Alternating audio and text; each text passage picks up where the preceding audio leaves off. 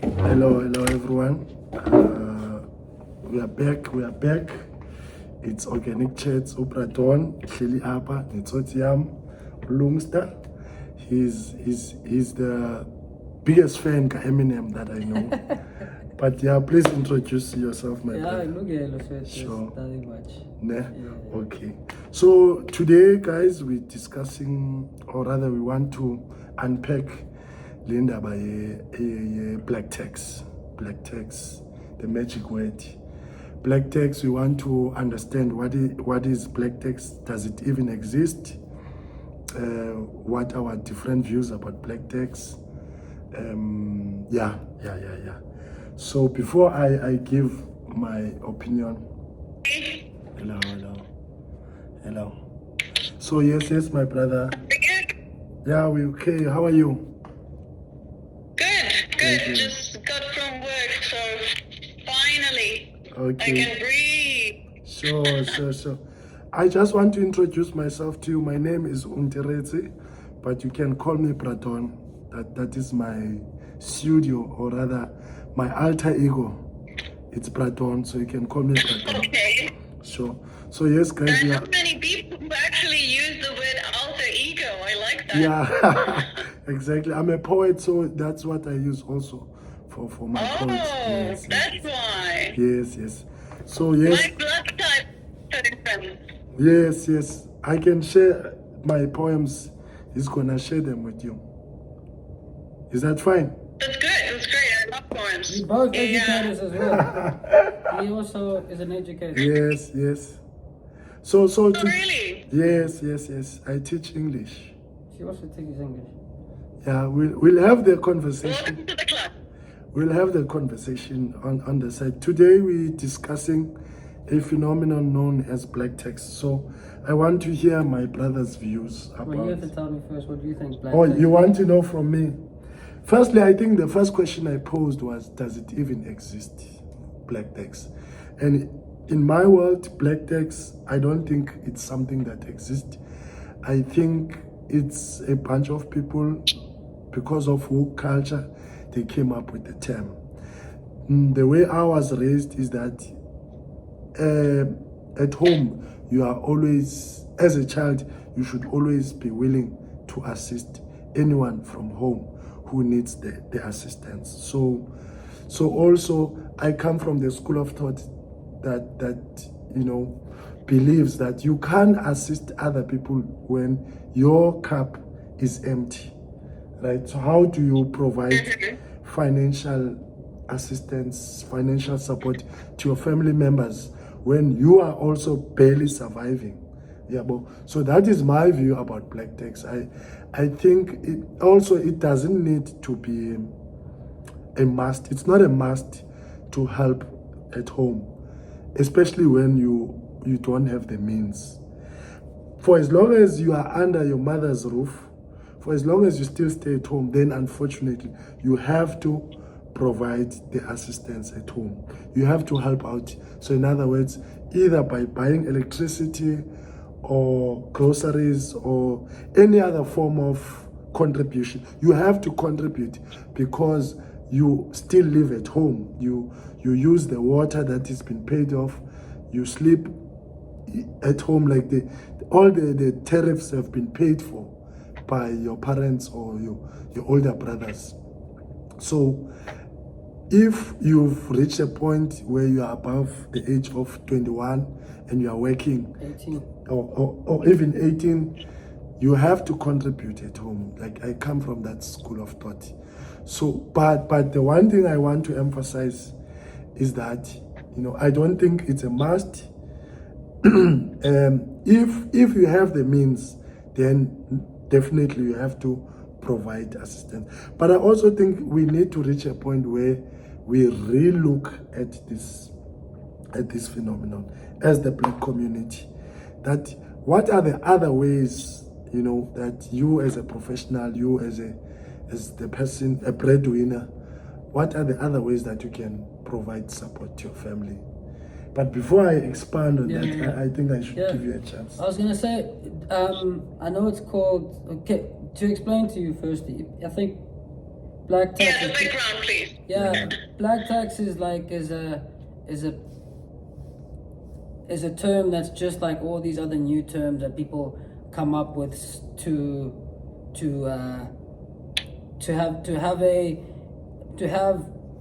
blame something on something, right? So like it's like if your parents grow up, right, or they take care of you, and then one day they say, hey, can you please help me out with this or help me out with that, and you feel as though that you shouldn't or you can't, and all of a sudden you make it personal and you make it seem like they're taxing you. So they're now coming back to take whatever they've invested in you. You see, and then and so black people have called it black tax, whereas it happens all across the world with every single culture and family, whereby your parents can ask you to help out, or your caregivers, siblings. Your caregivers can ask you to help out, whether it be financial, whether it be non-financial, and then obviously there's degrees in that as well. It can be excessive, where they say, look, you have to pay for the child's school fees, or they say, look, every month I need you to sort out the car that I'm buying, right? So regardless of what it is, it's just, again, it's a request that a family does makes from you, so that they can then basically benefit from whatever they have now given back to you. So black people have called it black tax. I would say that there is also like a certain level of loving to be the victim. So you know, you call Actually, it. I wanted to talk about that because basically I think it has a lot to do how the family brought you up. So if they bring you up with having respect to older people, and if you as a child or teenager see that they respect their parents, they help their parents out, then for you it's kind of like natural that when you see, they don't even have to ask, like you see that the parents are struggling or need help, like even doesn't have to be money, it can be anything else. They can maybe, I don't know, cut the woods for the fire in the winter. So for you it's natural if you are brought up in that environment. But obviously, if the environment is different, you may have maybe abandonment issues because the parents did not pay enough attention to you as a child. Then you don't feel obliged to help them out because you're thinking well, why do you want my help if you did not provide when I needed it? Sure. Yeah. Absolutely. No, Absolutely. 100%. So, I mean, like I said, it's not, people have coined it in South Africa, that is, black tax. No, even in the States, in the States. It happens everywhere. It's not purely black. It's not actually tax. And it depends, like as you said, from how you were brought up, and also how your parents were brought up, and how they ask for things, or they should ask for things. And yes, I know that sometimes it does get excessive, where especially if you're coming from, let's say, obviously not a well-off family, and then they invest everything in you, and then you, the one that makes it out, and then they go, look, we've got 2 other kids, you now have made it out, we won't be able to now raise this child because we're retired, or let's say don't have the means and capacity to. So now it's your onus to do that. And a lot of people get to a point where they feel like, well, I now have got what I've got, right, by also earning it, but obviously through a lot from the parents or the caregivers, and now it's my turn to now express what I've earned, but now all of a sudden I've now had to get given the role of being the deputy parent.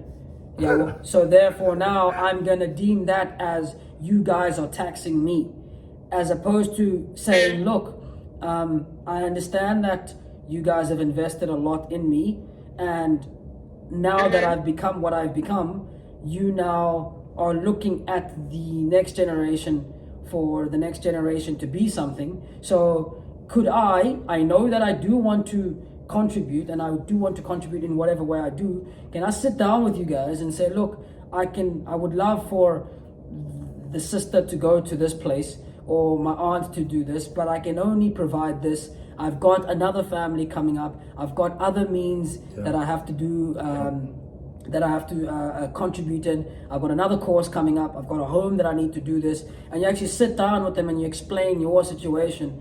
And also, like you said, you're giving back to them as well, because at the end of the day, you're also not going to want to cut them off, because you don't know when your journey is going to end and when you're going to need them again.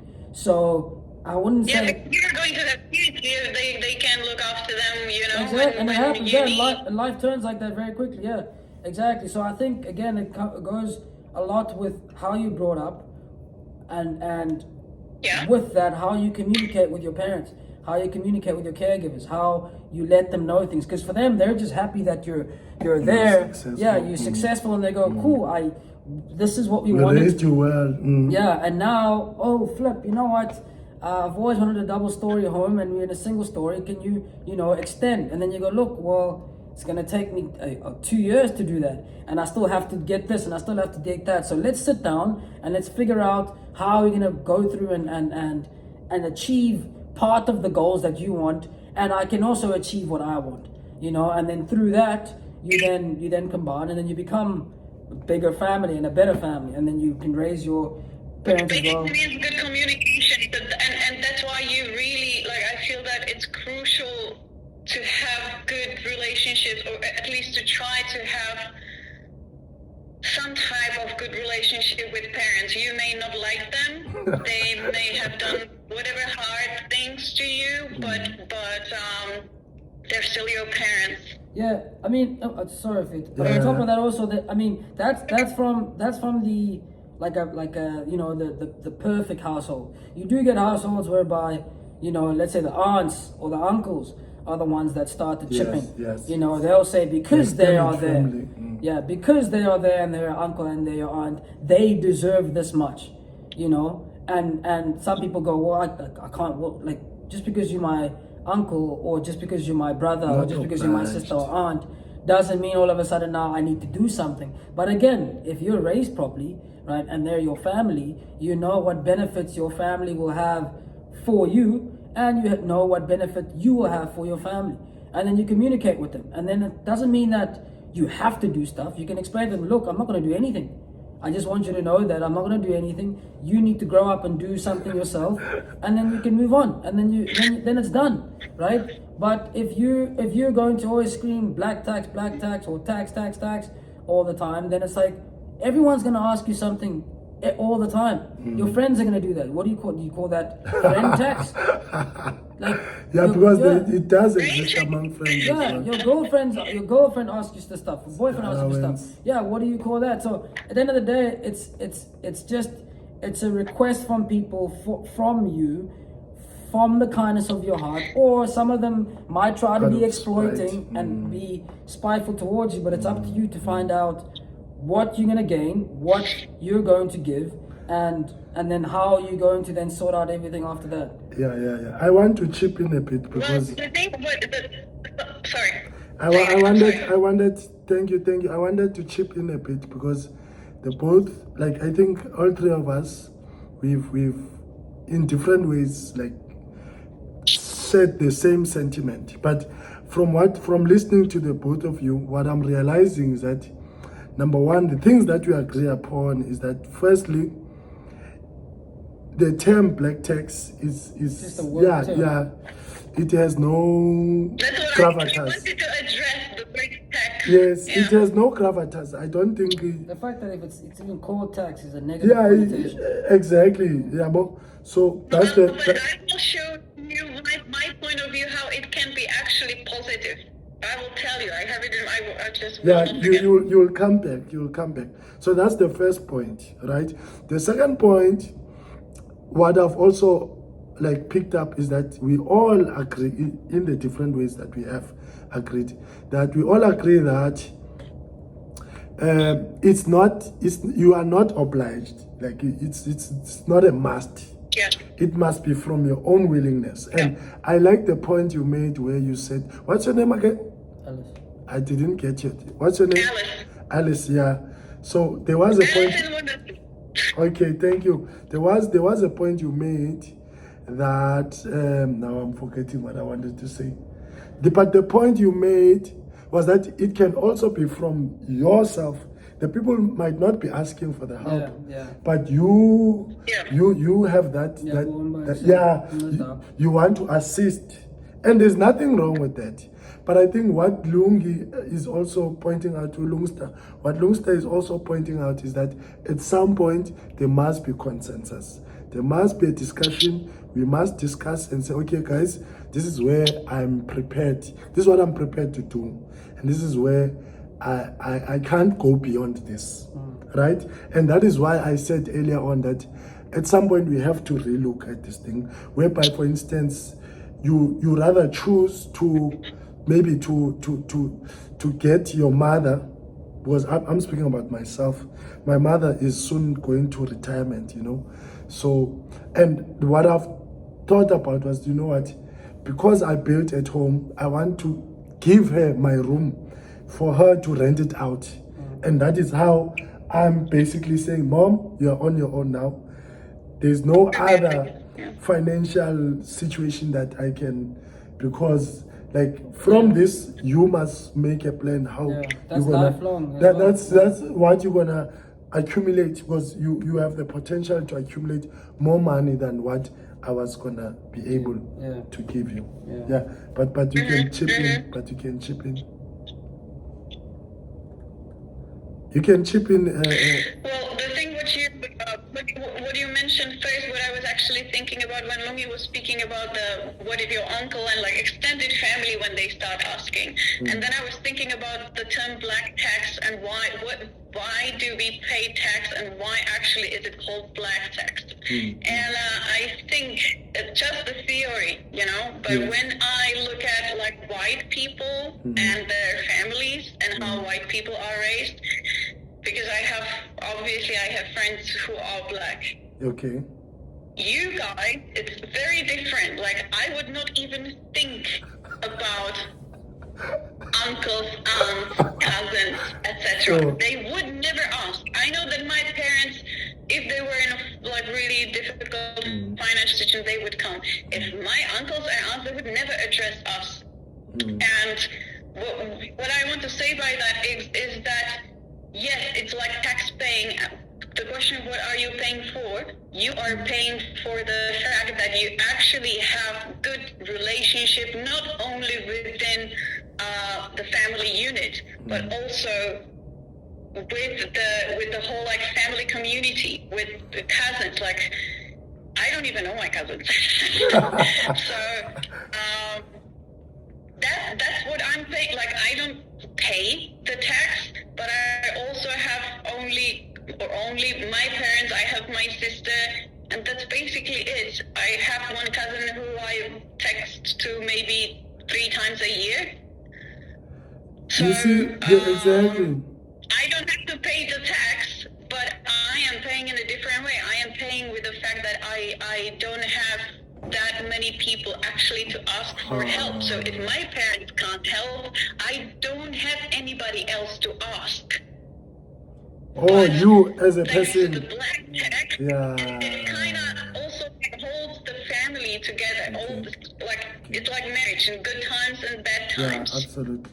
But can I ask, where are you from? He didn't mention. Where are you from? The Czech Republic. Oh, okay. It's next to Germany. Yeah, I know Czech Republic. It's in Ansika. There's a guy. Or is it Croatia? No, that's Croatia. You watch football. It's a bit further east, Croatia. Oh, but it's close to there. Ne? So, do you watch football? Who are the famous players from that camp? Do you know? Pavel Nedvěd. Huh? That's Czech. Pavel Nedvěd. Oh, okay. No, I was mistaking it with Croatia. I was now thinking about Modric. But okay, that's besides the point. But I like the point that you make about you are paying because when you need the help, no one else, apart from your parents, no one else is there to assist. I think also it depends. The family structure is very important because like you said, so for you, let's say in more stable homes, you'll have the father and mother, then you have the children, and the father and mother have worked for the kids, and then the kids go out and they study and they work, or they just work, and then they have kids, and so on and so forth. So when the parents retire, they can be taken care of organically by everyone else, right? And then the extended family, so the brothers and sisters, have their own sets.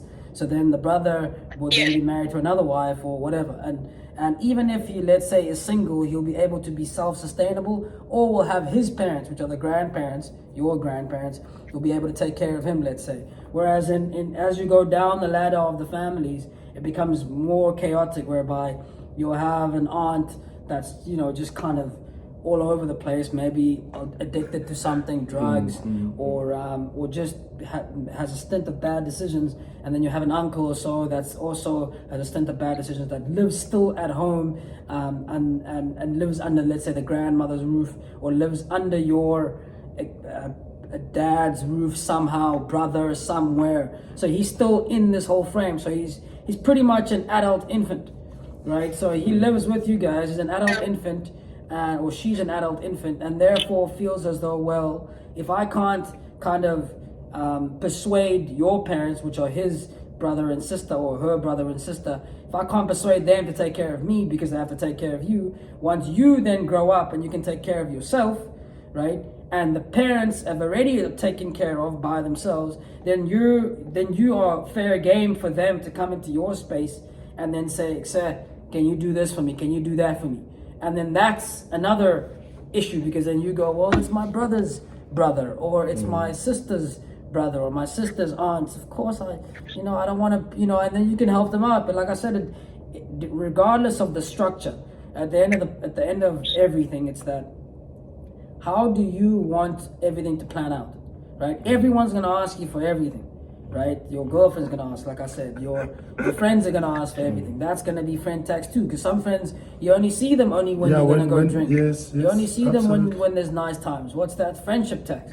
Yeah, well, so whatever it is, it depends on you, how much you're willing to give and how much you're gaining from it as well. And then where do you draw your lines, right? So where you draw your line is where you specifically tell them, look, bro, we're going out this weekend, I've got this much, and we're gonna go out and we're gonna have drinks. Cool. And then you go out and you have drinks. And then if they don't pay, you can say something, or you don't. You can cut them off, and it's as easy as that. Obviously with family it's a bit harder, but it's decisions that have to be made. But it's not like something that's made out to be, whereby it's like, well, your parents wait for you, and then as soon as you blossom, they come and they try to take everything from you, and they try to take all the things that they've invested in you. It's not as black and white as that. Your parents, if they've raised you well, do want you to actually go out and succeed and be something bigger than what you already are. Of course, they're obviously also going through their own stuff, and they would be glad for you to help. If you are able to. Yeah, if you are able to, which is where you're supposed to communicate, because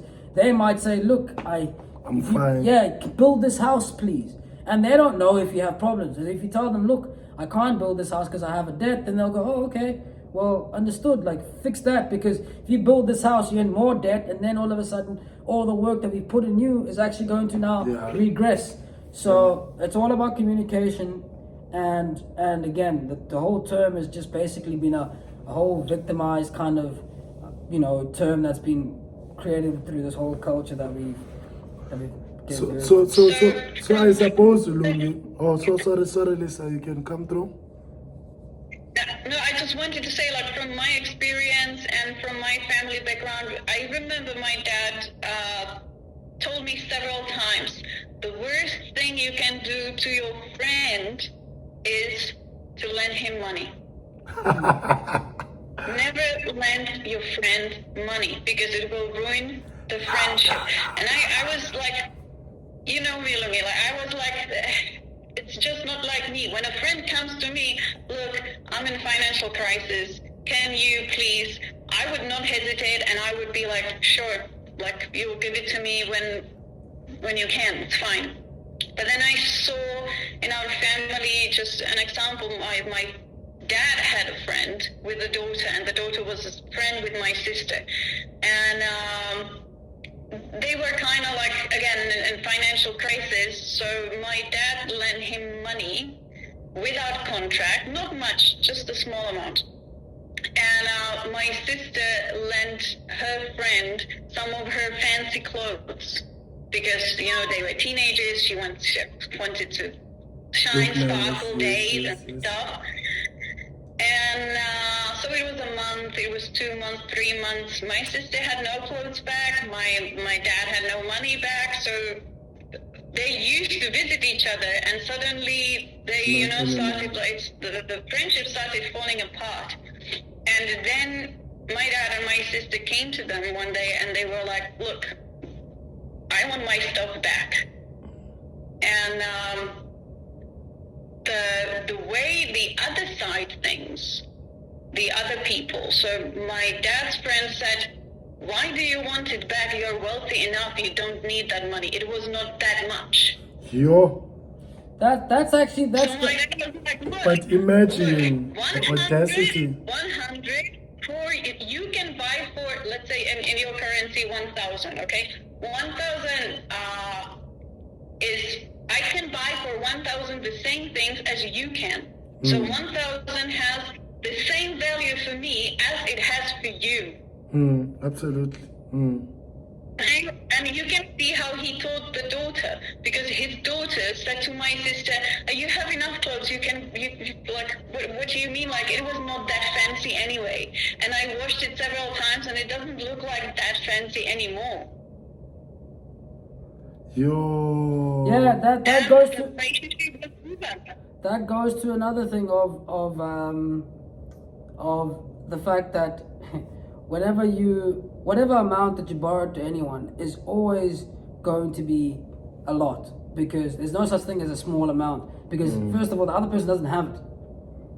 So if I'm borrowing you money, you don't have it. So if it's 1 rand or 1 BD or $1 or 1 euro, it's 1 euro that you do not have. So therefore, it's a lot. It's a value. Right? Because if you didn't have it, you wouldn't be able to do what you're supposed to do without it. Right? So the fact that when you borrow someone anything, is when I say money, I mean anything of monetary value as well. There's no such thing as it's small enough, and there's no such thing as we are shorter, which is what is it? What is shorter in English? What's shorter? You're short of say $500. There's no such thing of being short of money. You just don't have it. It's not that like you had it and then it fell on the ground and you're like, "Oh no, I'm looking for this one." It was just no. You're not short of 50 BD. You're not short of 50 euro. You don't have it. So short, you just do not have it. Now, right? So if someone asks you for something, it's not like, "Oh, can you just..." No, it's not just because if I didn't give it to you, it's a big deal, right? So a lot of people you'll give them stuff, and they will play it. They'll downplay the value of it, so that you downplay it, right? And then when you have to, then the fact that you even have to come and fetch it back from them is a whole nother spiel on itself, right? Because that's already respect gone, right? The fact that when you came, when you needed it, you came to fetch it from me, and now all of a sudden I'm the one that has to come and get it from you. Okay, so that's the first big problem. And then the second problem is the fact that now when I come to get it from you, you have now all of a sudden you've turned that money or that value of whatever it is into 1,000 excuses. It's like you put it in the slot machine, and then it comes out as excuses, and that's even more disrespectful, right? And all you see in that is that's the amount, whatever amount it is, that's the value of your friendship with that person. That's the value of your relationship with that person. It's that much. It's only 1 euro that this person could not give a fuck about you about. So sometimes when you do borrow people money and they don't give it back, you know how much your friendship was worth, and you can leave them with that friendship. So I know, like you said with yourself, sometimes you feel bad if you don't give someone something, or you don't borrow someone something.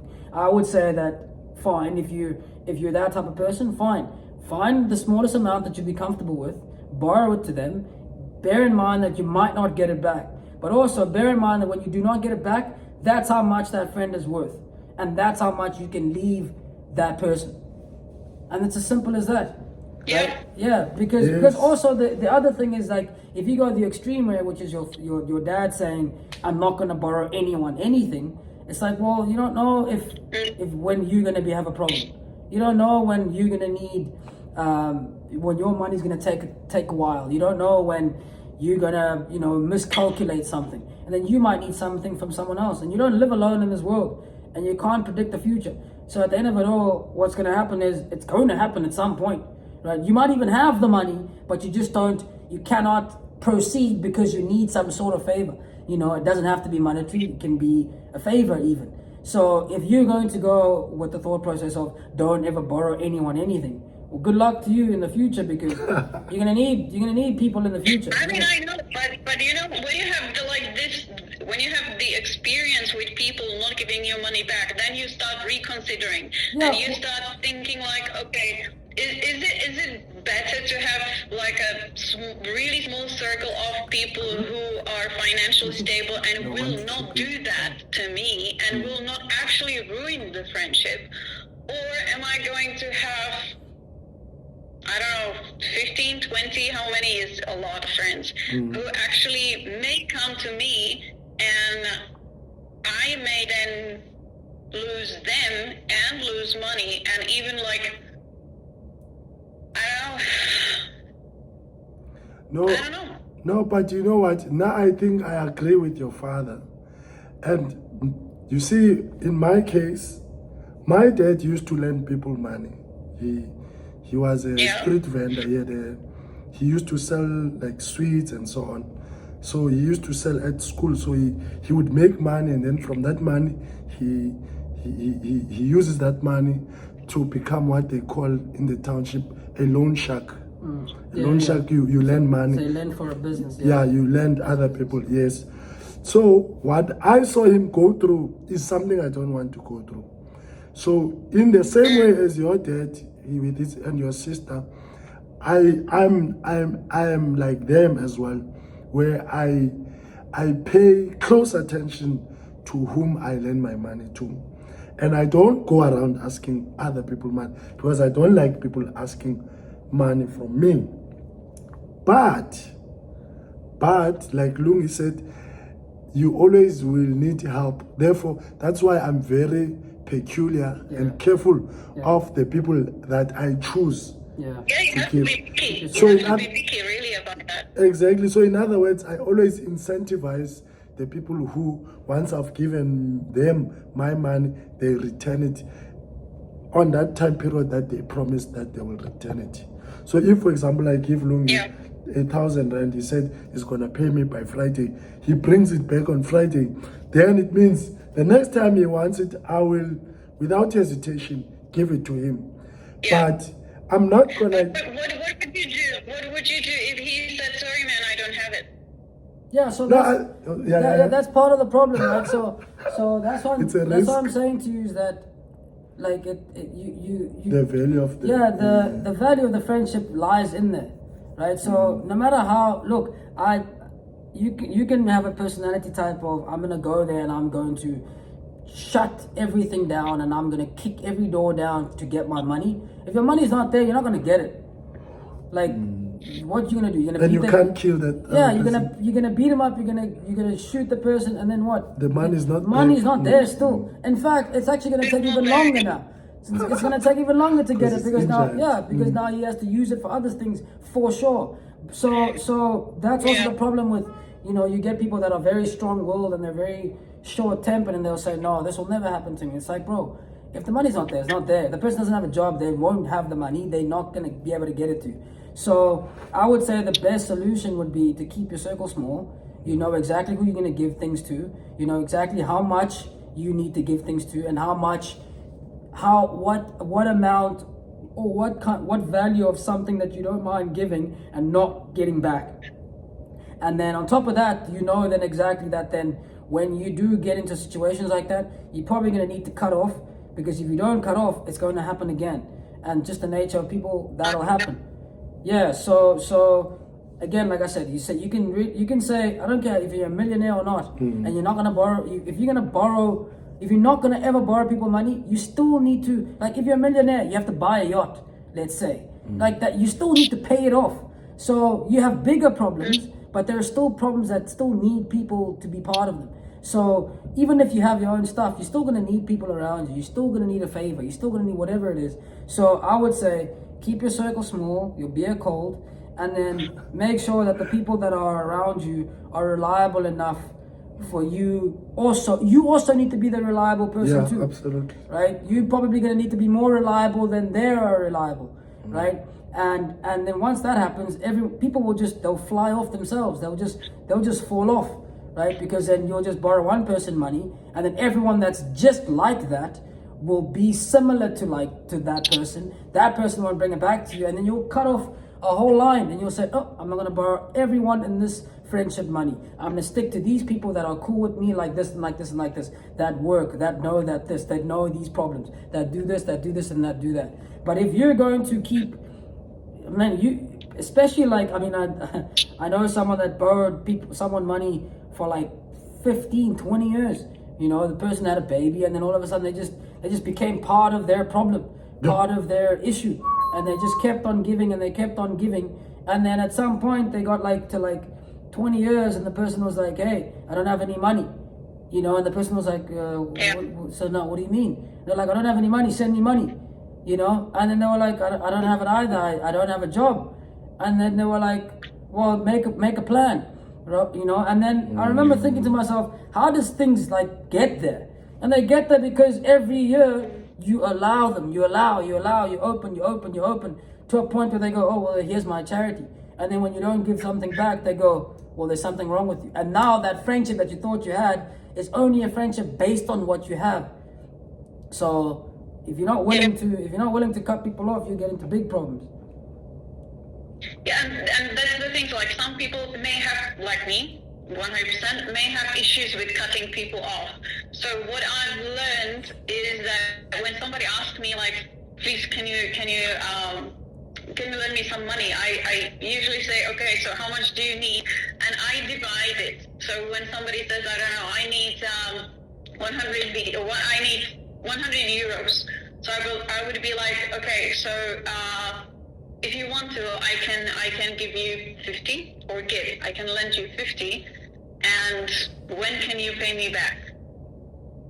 And that's basically for me kind of testing, is this person reliable, so that next time I can lend him or her more.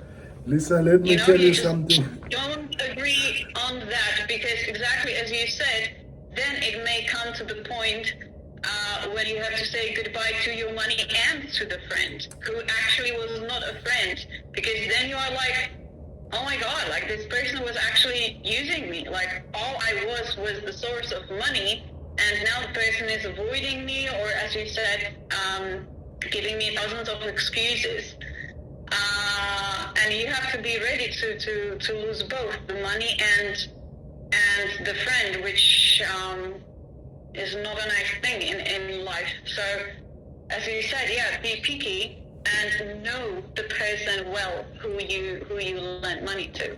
You can't just, if it's a random person who you meet, as you said, you go to the bar a few times, even if it's regularly every week you go for a beer or two, I would not lend money to such a person. It has to be someone I spend a lot of time with. We have it's basically almost my family. I would call her sister. She is not my biological sister, but I know about her family problems. I know what she's facing. I know what she's going through for a long time back. Not just right now that the person comes and oh my god, now I need help. So that's why it's kind of even easier to help out family. The thing is, the difference between helping out family and friends is that you cannot really lose the family. Of course you can lose a friend. The friend will go away, that's it. You can cut family members off. Family will still stay your family. They'll still stay family. You can cut them off. You can definitely lose family. You can lose anyone. But here's what I wanted to respond to when you were speaking, is that even if you may ask, when do you think you are able to pay me? The people who ask for money, I don't know, for some reason have this science where they're able to tell you what you want to hear. So they'll be able to tell you what you want to hear. They'll say, no, listen, trust me, I'll bring it back on Friday. Like, I promise. Yabo, I promise I'll pay back. And then obviously, being the good-hearted person that you are, you empathize, and then you cough out the money. And then the first time you come, you're like, no, listen, next week. Then next week become the other week. And it's gonna be, you know? what? No, except next week, man. Except something came up. Don't worry about it. In fact, actually, do you perhaps have another 100 euros I can borrow quickly, man? You know, I just need it for something quick. Just to, don't worry about it. Don't worry about it. Everything's gonna happen next week. Everything is gonna be cool. Don't stress too much. Anyway, how's the kid doing? Is he still good? How is he eating all? Is everything good? They know exactly what angles to come through, to hit you on, to soften you up, and to the point where you came to collect your own money and they end up leaving with more and they owe you more money. And then you sit and you think, how in the fuck did I get myself in a situation whereby I lent someone money, I told myself that I'm never going to give him more, and now I'm in another debt. I'm in an even bigger debt. What are the chances that this is going to happen next time? Right? And then at times those people will say, okay, maybe they'll pay you back, but now they know that you've got maybe a two-time borrowing window where they're going to borrow twice before they give it back. So the next time they're going to try 3 times. They're going to say, okay, let's borrow first, and then the next time borrow more, then the third time they'll come and borrow again, then they'll give it back. And they're just kind of playing with you like that. And again, people like that are not people that you should keep around, because if you keep people like that around, when really important things do happen, you cannot rely on them.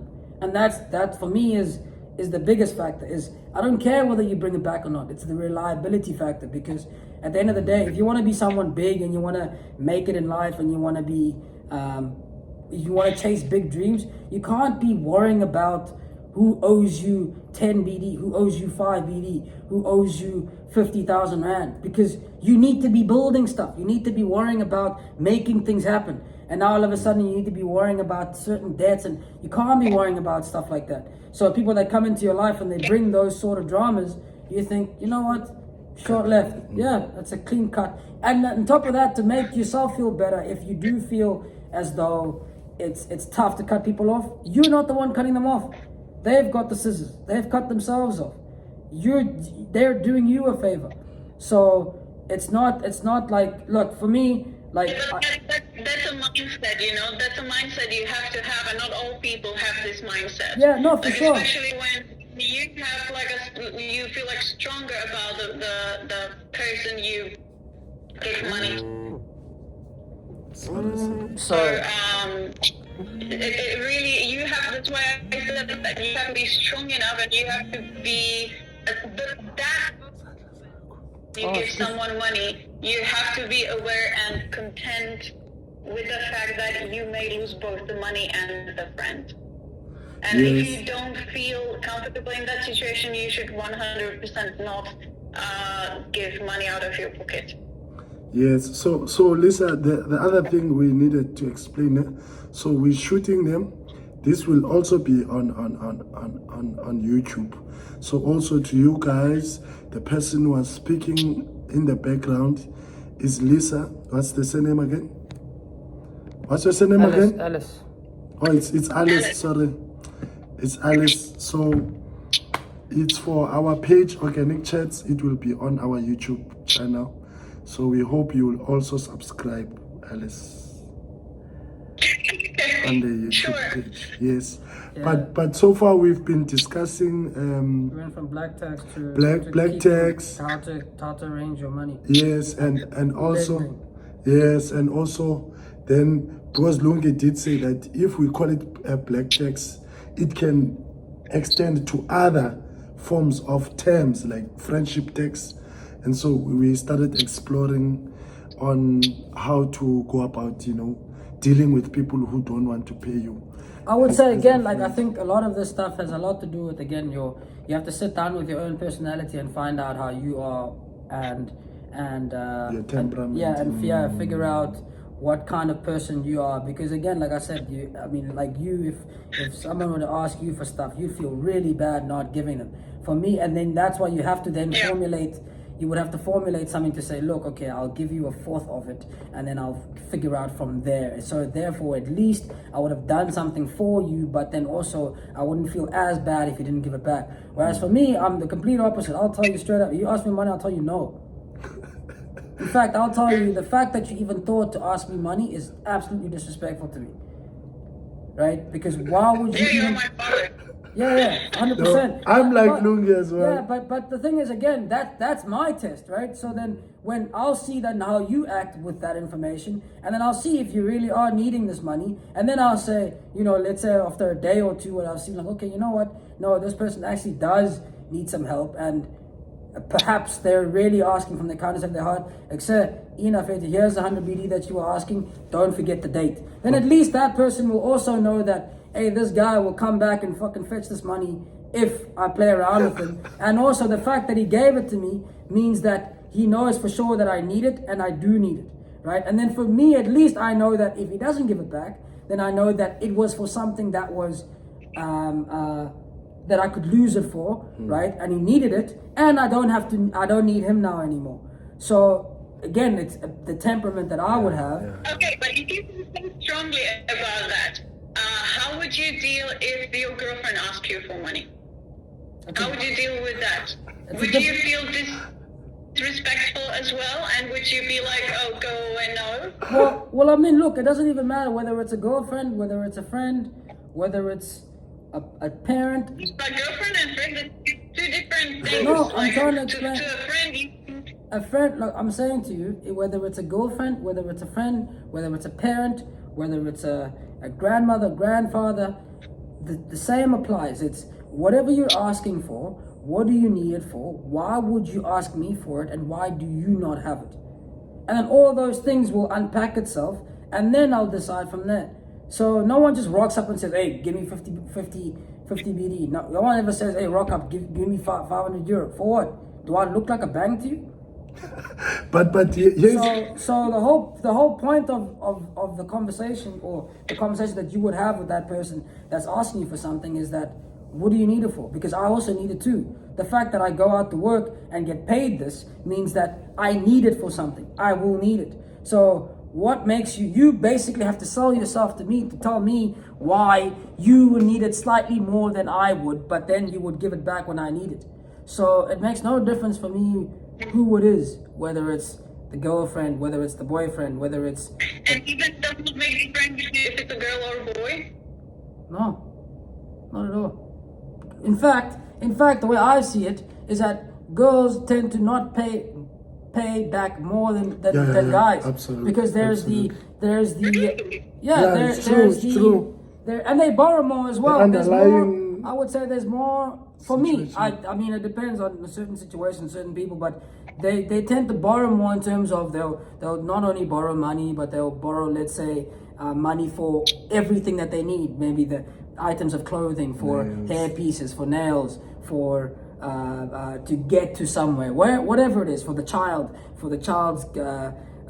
education, all of that stuff. Whereas guys kind of, will borrow for maybe a whole specific factor of just a whole bunch of stuff. So, and then on top of that, if someone's going to borrow more money, they're less likely going to pay it back, because then it's like, well, where are you going to get the money to pay that back? So it doesn't matter who it is, when it is, how it is. And then also, like I said, I think being a guy, it's just easier for me. It's easier for a girl to, because you have a softer spot for women, right? As a guy, so if someone asks you for money, you're going to be less harsh. So therefore, it's going to be easier for them to borrow, which therefore means that it might be easier for them to also not pay you back, and also to make excuses, right? Because you don't want to be as intimidating to a woman than you are to a guy. Whereas a guy, you'll say, you can wait for it.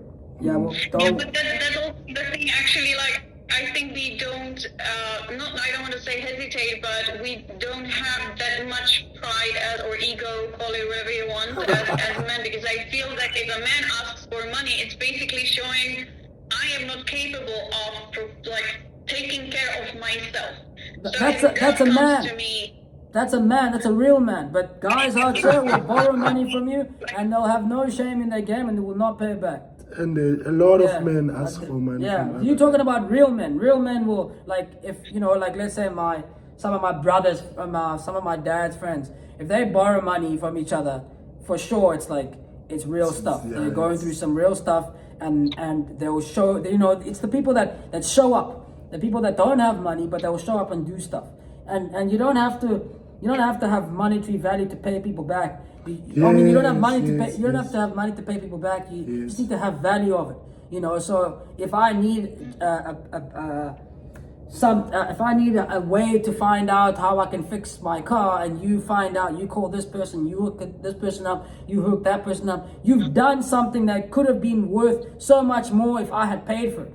So you can pay it back that way, let's say, or at least you can see that someone's value is in that, right? So again, and sometimes you'll have, like I said again, with women, the fact that, well, it's probably going to be easy for me as a woman, especially if I'm pretty, and especially if I'm out there and I'm vibrant, to go and borrow from more people. So I'll then borrow from him, and then I'll go and ask Lungsta for some money from him, and then I'll give him Lungsta's money, and then I'll have to just keep going. And then I'll ask the next guy, and then the next guy likes me, so I'm going to ask him, and the next guy likes me, and I ask him, and then I just keep patching that up. And that's what most of Yeah, these but people... that's gold digging. That's I think that's something I don't know. Like, What? I'm sorry. No, if she you says have that's a experience, but complete these are different like thing. gold diggers. Yeah, and I agree with you. But for me, the difficulty I have is when you come ask for money, but you are also working. It's payday, right? You are the first person to call me. I haven't touched the money. I haven't done nothing to my salary, but you come and call and you're asking for money. That time you are also working. There's no way I'm gonna give you money. You are crazy because you are also working. Why? I also, like, right now I don't have money. Right now as we speak. But I'm not going out there. Right now. Yes, but I'm not going out there asking for money from people. Because why? I'm working. I need to survive. That's why I find other creative ways to make money instead of asking. The weirdest for me is this culture of not having enough money to go to work. That's crazy for me. Exactly. That look, if you're a guy or a girl, right, that dates or that's with someone that doesn't have enough money to go to work, like you've already...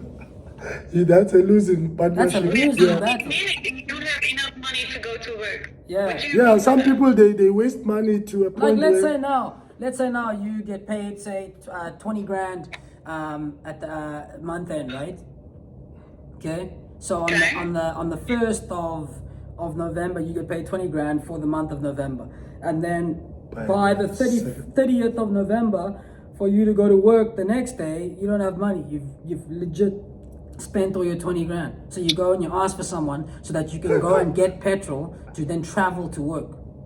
for the So it's not the- it's not the first time. It's not the first time. It's not like you're going to the job for the first time. You've been working. So it's not like, I can understand if you like, Yeah, if, you it's know, your it's, first yeah, time you at just got work. the job. You know what I mean? Like, I just That's got a the job. different I need, case. that's what I mean. That's what jobs do when they give you what do you call that? probation. No, when they give you money, what do you call it? I forgot the name now. When they... You mean when they give you money before the payday? Yeah. What's it called? Advance? Yes, yeah, pay advance, yeah. So that they understand that, but you can't ask for an advance 6 months into the job. You understand what I'm saying? It's like, Yeah, of course. yeah, then they're asking what, and in case you want to buy a house, let's say, or in case you want to buy a car, but if you're gonna go to a job, hey, look, man, can you pay me, For next next month's month. money now? They'd be like, bro, I don't even think you should be working here. If you're gonna be like, what's going on? So I mean, if you're around people that do that, it's always a big red flag, because then you think that's the most important thing. As soon as It should be your first. Yes, your first part. As soon as you get paid, The first thing you do. the first thing you take do care is you of- try to figure out how you're gonna get paid again. And the first way that you're gonna get paid again is to go to the job. Yeah. So how do you not have enough to go to the job? That then the light bulb should light up in your eyes to go, this person doesn't have his priorities in check, right? Because but back to that, because schools don't teach that. But I think this is actually parents' responsibility to teach you budgeting. not even parents. Listen, you know you need to go to work to make more money, right? So what happens if you go? What happens if you don't? Let's say tomorrow you're gonna go to work, right? And then you say, okay, I don't have anything. I'm gonna borrow from some friends. Okay, you go and you borrow from some friends, and they don't have it. What do? Stay at home. And then you might as well quit. You lose your job. So you legit could not care about not having more money then.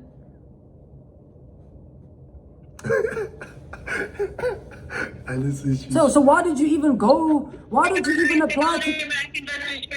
Why would you even exactly? You do not get yourself in situations like that. That's like getting a car and not having petrol. It's like, yeah, it's insane. Why did you even buy the car? It means you don't afford that vehicle. Yeah, you don't afford it, and you actually do not care about traveling. Because if you did, you'd put petrol in first. Buy a bike. Yeah, ride a bike. Yeah, look, and then but a lot of people will give you excuses as to how those things can happen, right? They'll tell you all sorts of stuff. Oh, bro, you don't know. Certain people have certain, issues. They have certain. It's like, bro, listen here. I can give you excuses for everything, but what I'm telling you is this: that if you do not prioritize what you say you are prioritizing, then you are not prioritizing it. It's as simple as that. If you say that it's important for me to go and work and make more money and pay these bills, then you need to make sure that you're always at the job.